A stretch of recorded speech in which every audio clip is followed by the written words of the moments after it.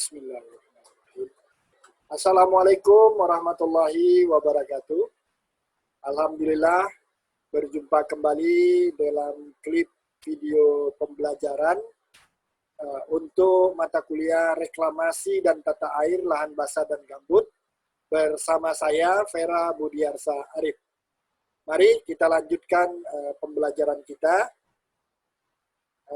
Untuk kali ini kita akan menguraikan tentang materi yang juga slide-nya saya dapatkan dari koordinator, dalam hal ini Bapak Dr. Insinyur Haji Tino Orcini Chandra, MS.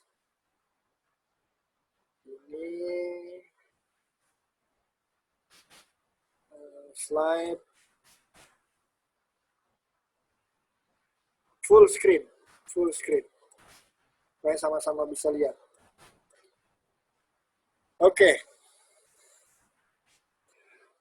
Pada video pembelajaran ini kita akan coba membantu saudara mempelajari lingkungan fisik lahan basah dan gambut. Mulai dari iklim dan curah hujan, topografi dan tanah, satuan lahan, kemampuan lahan, kesesuaian lahan, pasang surut dan intrusi air laut, hidrologi sungai pasang surut, hidrotopografi lahan rawa, zona pengelolaan air. Jadi ini yang akan menjadi topik atau subbab dari lingkungan fisik lahan basah dan gambut. Kita mulai dari yang pertama, iklim dan curah hujan. Seluruh lahan rawa di Indonesia mempunyai iklim hujan tropika. Seluruh lahan rawa di Indonesia mempunyai iklim hujan tropika dengan temperatur, kelembaban, dan curah hujan tahunan yang tinggi. Temperatur rata-rata berkisar antara 25 derajat Celcius dan 30 derajat Celcius dengan hanya sedikit fluktuasi musiman. Kelembaban relatif umumnya di atas 80%. Evapotranspirasi referensi dihitung dari data iklim menggunakan metode Penman kebanyakan berkisar antara 3,5 sampai dengan 4,5 mm per hari. Curah hujan tahunan rata-rata kebanyakan dari daerah rawa antara 2.000 dan 3.000 mm. Daerah dengan curah hujan tahunan rata-rata yang kurang dari 2.000 mm ditemukan di bagian paling selatan Irian Jaya dan lebih besar dari 3.000 mm ditemukan di Kalimantan Barat dan sebagian Irian Jaya. Variasi bulanan rata-rata curah hujan adalah penting dan menentukan musim tanam. Harusnya kemungkinan untuk tanaman tada hujan kedua mengikuti kriteria agroklimat dan klasifikasi iklim menurut Oldeman, sedikitnya 7 bulan basah atau curah hujan lebih dari 200 mm per bulan. Diperlukan untuk penanaman padi 2 kali. Beralih ke topografi dan tanah. Elevasi lahan rawa pasang surut secara khas di sekitar dekat sungai yang mempunyai rata-rata muka air tinggi pada pasang besar musim hujan umumnya dalam perubahan 1-3 meter di atas rata-rata permukaan laut. Perbedaan dalam elevasi seringkali berhubungan dengan kubah gambut. Kecilnya perbedaan dalam elevasi sangat umum dan memegang peranan penting dalam proses reklamasi dan kemungkinan untuk pengelolaan air. Perbedaannya hanya beberapa desimeter sudah menentukan apakah suatu daerah dapat atau tidak dilakukan irigasi pasang surut, dan penentuan itu sangat mempengaruhi potensi pertanian pada lahannya. Sesudah reklamasi, pada awalnya elevasi lahan akan turun. Turunnya elevasi ini penting untuk diketahui. Tidak hanya permukaan lahan yang ada, tetapi juga elevasi tanah mineral yang terletak di bawahnya. Sesudah hilangnya seluruh bagian atau seluruh bahan organik. Jenis tanah jenis utama yang sangat dikenal di lahan rawa ada 3. Tanah liat rawa pasang surut, tanah gambut, tanah yang berhubungan dataran tinggi. Tanah liat rawan pasang surut, lapisan tanah pirit atau potensi asam sulfat, sulfidik mineral. Kematangan tanah maks, kadar abu lebih dari 25%, tanah salin. Yang kedua, tanah gambut, tingkat kematangannya, ketebalan, dan kering permanen. Yang ketiga, tanah yang berhubungan dataran tinggi, kandungan Al dan Fe-nya.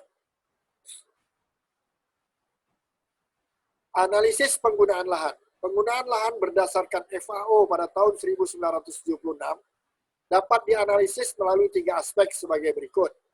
Yang pertama, kesesuaian lahan.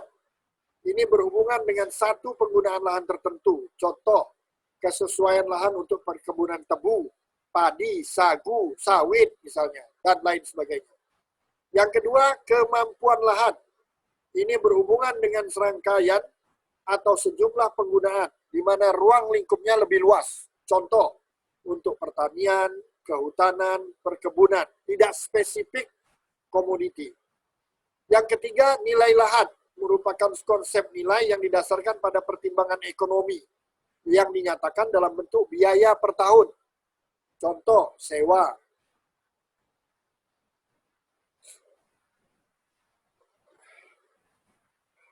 Faktor lingkungan alami ini menggambarkan hubungan atau bagan alir dari faktor lingkungan alami, karakteristik lahannya, kualitasnya, baru dia terbagi kesesuaian lahan, kemampuan lahan, nilai lahan.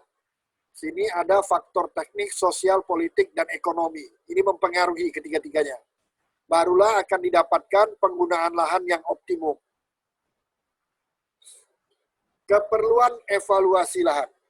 Untuk keperluan evaluasi lahan atau land evaluation or assessment, yaitu menentukan nilai potensi suatu lahan guna tujuan tertentu atau melakukan usaha klasifikasi teknis bagi suatu daerah.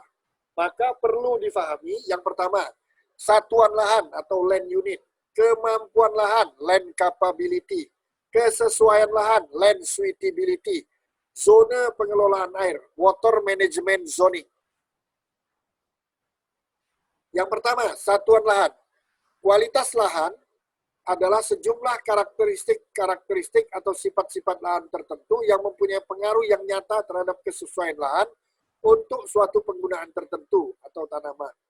Satuan atau unit lahan adalah lahan yang diberi batas pada peta dan mempunyai karakteristik atau sifat tertentu atau kualitas lahannya.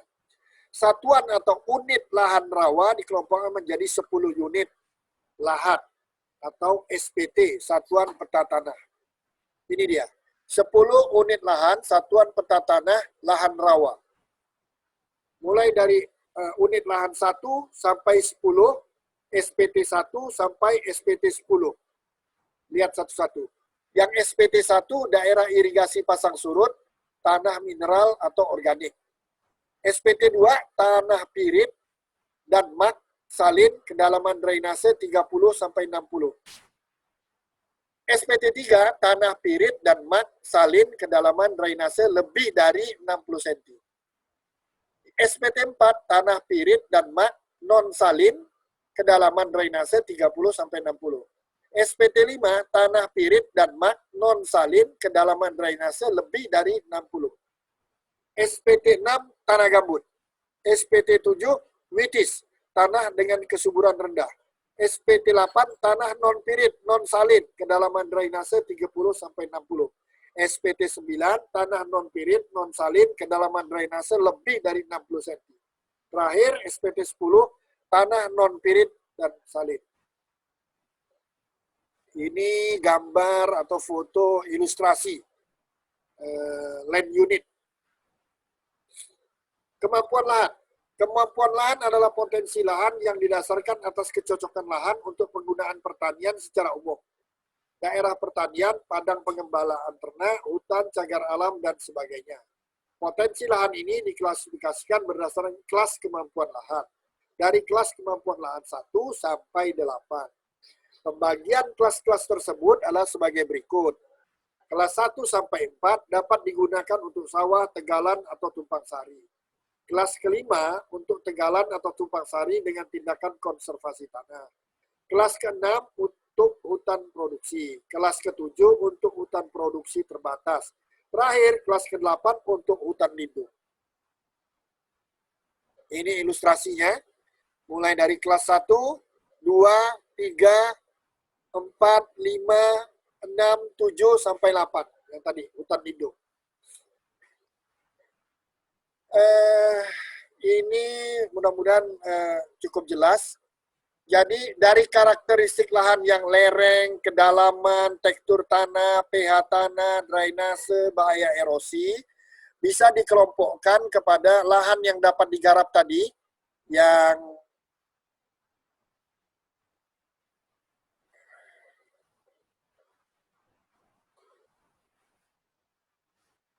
ini kelas 1 sampai 4, lalu 5 sampai 8. Ini kelas 1 sampai 4, 5 sampai 8. Ini lahan yang dapat digarap, ini lahan yang tidak dapat digarap. Kita contohkan satu aja ya, lereng. Untuk lahan yang dapat digarap, itu mulai dari datar sampai curam. Yang tidak dapat digarap, itu mulai dari curam sampai sangat curam. Atau kita lihat kedalaman sekarang.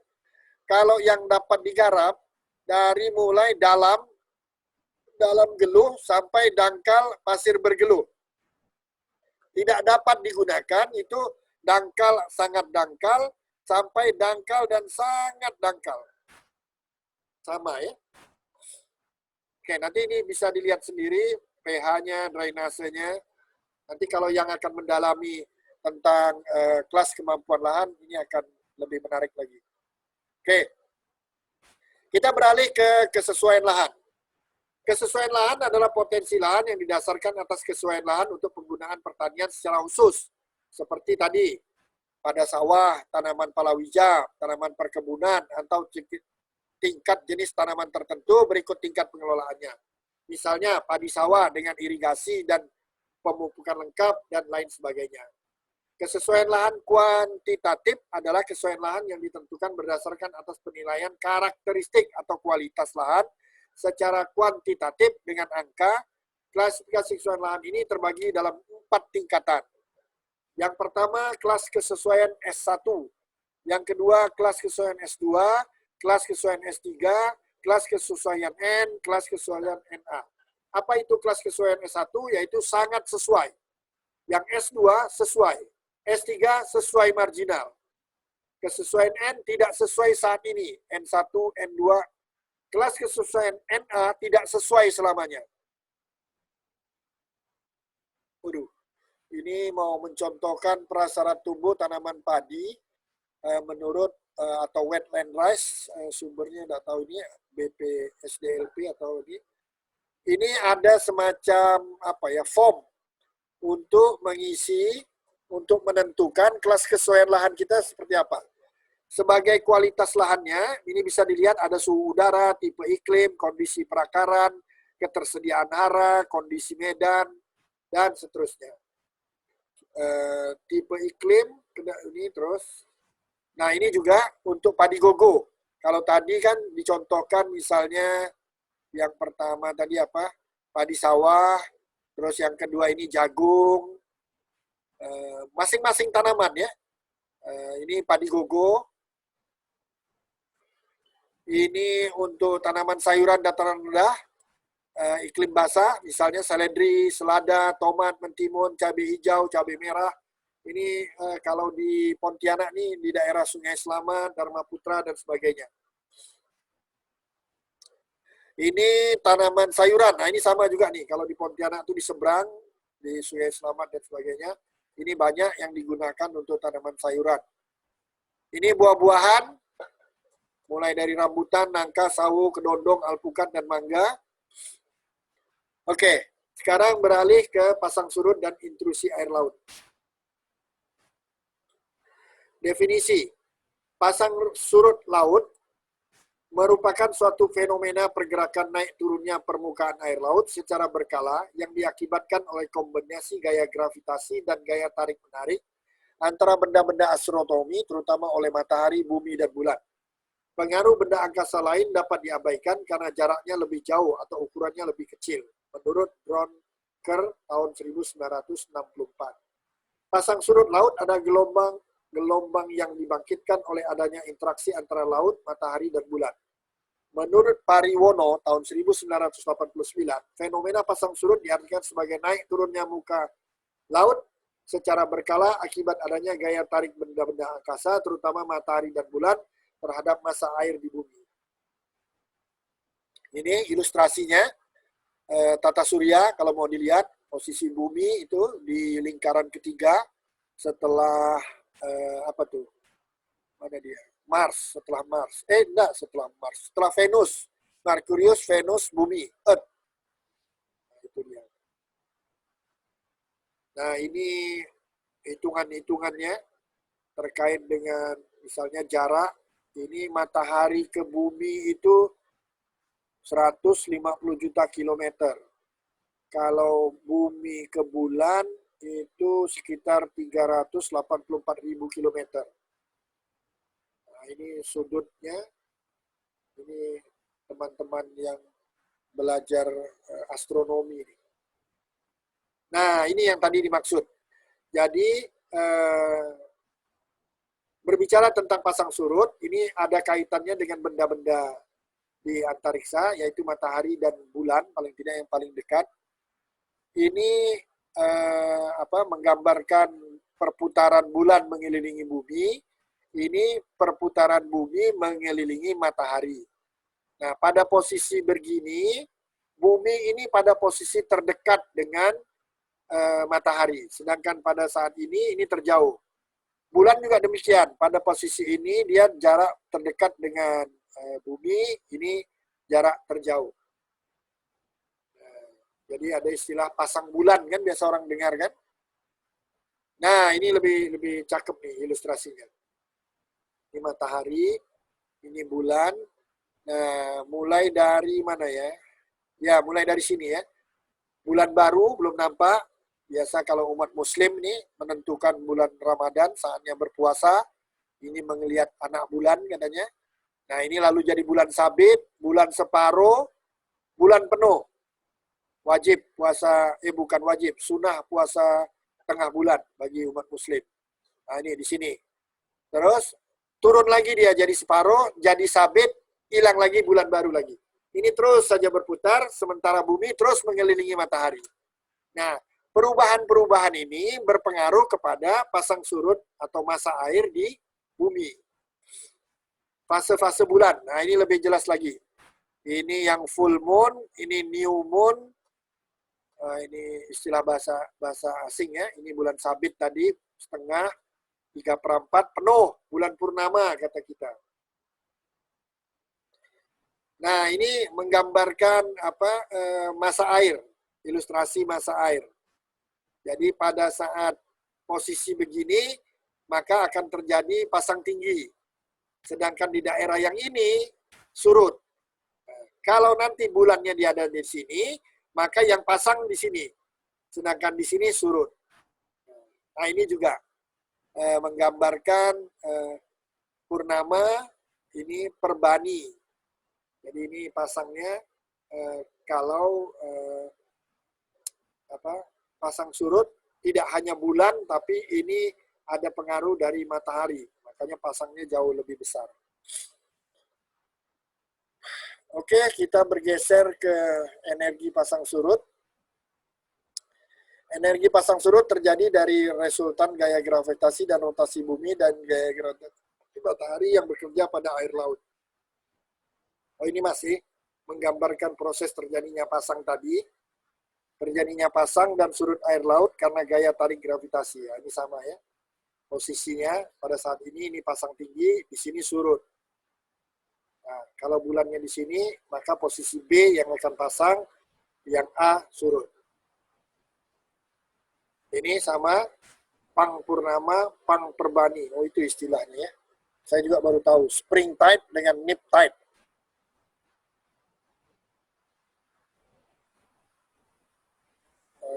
Ini gambarkan tingginya pasang ya. Ini dibandingkan dengan yang tengah ini rata-rata muka air laut. Jadi pasang akan bisa sangat tinggi jika terjadi akumulasi gaya tarik tidak hanya dari bulan tapi juga matahari. Nah, ini akan sangat terasa di daerah pantai.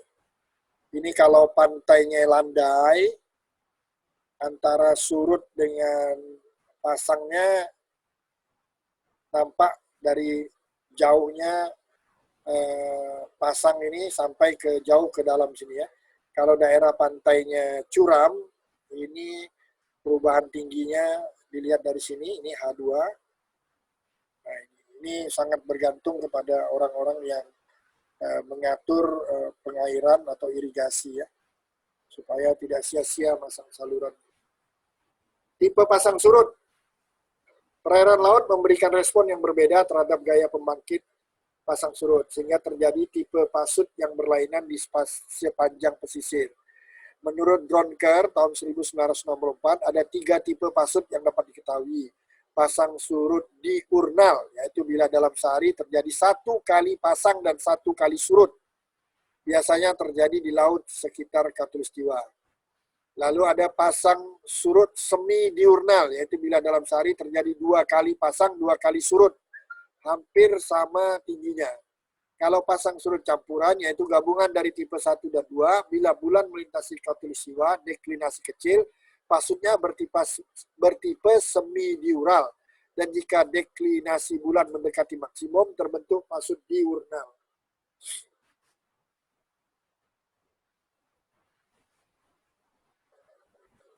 Oh, ini gambarkan grafik pasang surut. Jadi nanti ini dilihat saja ya. Nah, coba dipelajari. Tipe muara yang didominasi oleh pasang surut.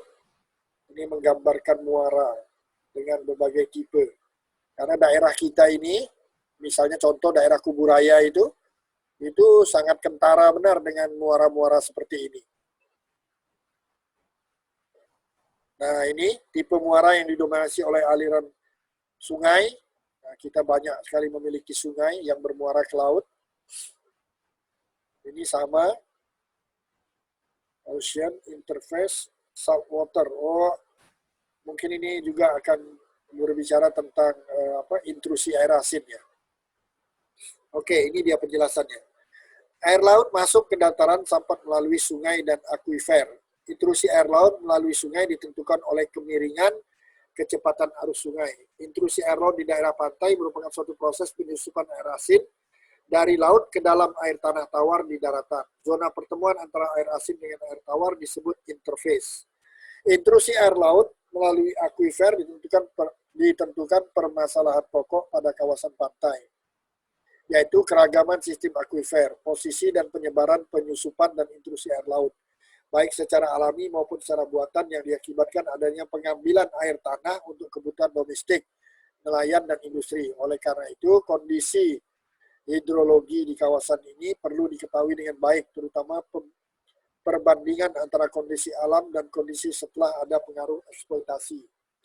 Air laut memiliki berat jenis yang lebih besar daripada air tawar. Akibatnya, air laut akan mudah mendesak air tanah semakin masuk. Secara alami, air laut tidak dapat masuk jauh ke daratan sebab air tanah memiliki piezometri yang menekan lebih kuat daripada air laut, sehingga terbentuklah interface sebagai batas antara air tanah dan air laut. Keadaan tersebut merupakan keadaan kesetimbangan antara air laut dan air tanah.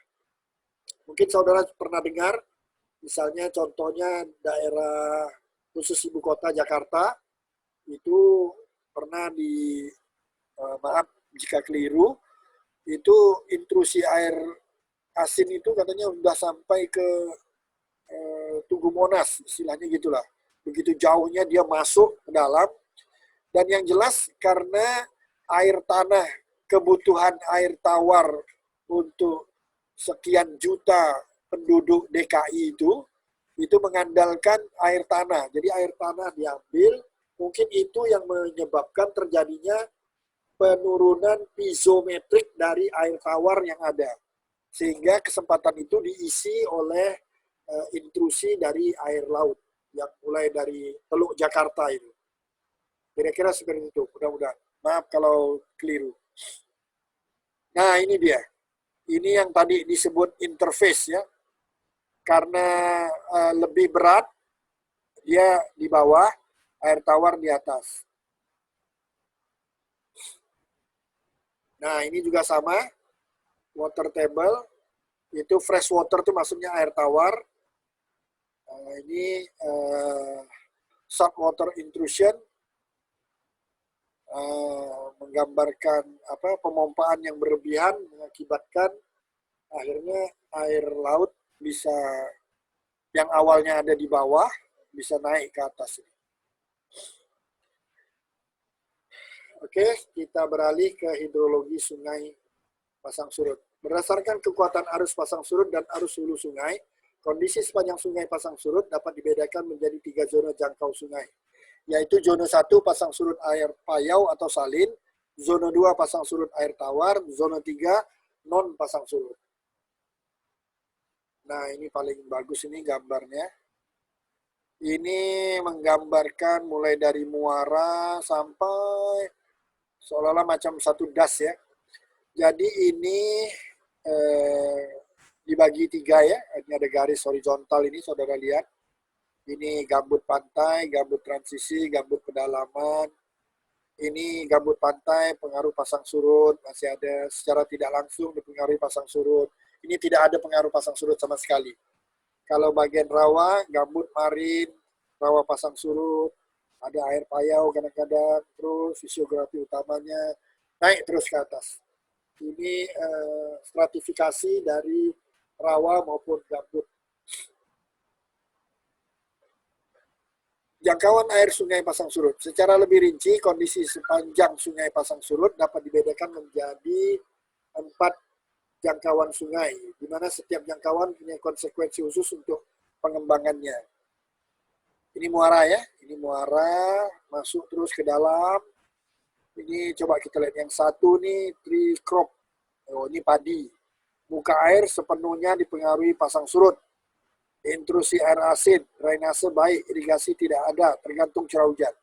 Yang kedua ini agak ke dalam lagi, tree crop, tanaman lahan kering. Muka air minimum dipengaruhi debit hulu pada musim hujan, intrusi air sen pada pasang besar musim kemarau. Drainase cukup baik, irigasi dalam musim hujan tidak musim kemarau. Yang ketiga, tanaman lahan kering, dan yang terakhir padi lagi. Ini muka air dipengaruhi debit hulu, kalau ini muka air sangat kuat dipengaruhi debit hulu. Jadi desakan air tawar dari atas ya. Hidrotopografi lahan rawa. Hidrotopografi lahan rawa pasang surut. Hidrotopografi lahan rawa pasang surut merupakan hubungan antara elevasi lahan, tinggi muka air pasang surut, dan peredaman tinggi muka air pasang surut dalam sistem kanal antara sungai dan daerah yang menjadi perhatian. Kebutuhan pencegahan banjir dan kemungkinan irigasi pasang surut ditentukan melalui hidrotopografi lahan dan sangat penting dalam penilaian potensi pertanian dari lahannya. Berdasarkan kondisi hidrotopografi, rawa pasang surut dikelompokkan menjadi 4 kategori dengan pola pemanfaatannya untuk budidaya pertanian. Ini dia 4 tuh, padi-padi, padi palawija, padi palawija, palawija. Jadi makin ke atas, pasang tinggi musim hujan, pasang tinggi musim kemarau, surut rendah musim hujan, surut rendah musim kemarau. Padi tada hujan. Ini lahan rawa lebak berdasarkan kondisi hidrotopografi, rawa non pasang surut dan rawa lebak dapat dikelompokkan menjadi kategori 1, lebak pematang, genangannya kurang dari 50 cm, periode waktu kurang dari 3 bulan. Kategori 2, lebak tangahan, genangan 50-100, periode waktu 3-6 bulan. Kategori 3, lebak dalam, genangan lebih dari 100 cm, periode waktu lebih dari 6 bulan. Zona pengelolaan air. Zona pengelolaan air adalah tujuan pengembangan sumber daya lahan rawa adalah memaksimalkan produktivitas lahan dengan cara menghilangkan kendala-kendala lahan, mengoptimalkan pemanfaatan potensi-potensi lahan, pengelolaan air dan tanah secara terpadu. Pengelolaan air dan tanah secara terpadu dapat dipolakan dan disebut zona pengelolaan air. Zona pengelolaan air adalah rencana pemanfaatan unit lahan di daerah sumber daya lahan rawa. Zona pengelolaan air ditentukan karena sebagai dasar perencanaan teknis jaringan reklamasi daerah rawa. Zona pengelolaan air daerah rawa dikelompokkan menjadi 8 zona pengelolaan air. Ini dia, mulai 1, 2, 3, 4, 5, 6, 7, 8. Zona 1 ini tanah gambut, perkebunan. Zona 2 ini which tanah kesuburan rendah. Zona 3 irigasi pasang surut. 4 udah mulai irigasi pompa. 5 irigasi pompa. 6 kedalaman drainase lebih dari 60 cm. 7 tanah non pritik. 8 tanah pritik. Oke, tanpa disadari udah selesai untuk materi ini. Mudah-mudahan sedikit banyak membantu saudara dalam memahami pembelajaran ini melalui video ini. Dan mohon maaf jika masih banyak terdapat kekurangan semata-mata karena keterbatasan ilmu yang saya miliki. Saya hanya berusaha semampu dan sebisanya. Mudah-mudahan paling tidak adalah manfaatnya untuk mahasiswa yang mengambil mata kuliah reklamasi dan tata air lahan basah dan gambut. Wabillahi taufik wal hidayah. Assalamualaikum warahmatullahi wabarakatuh.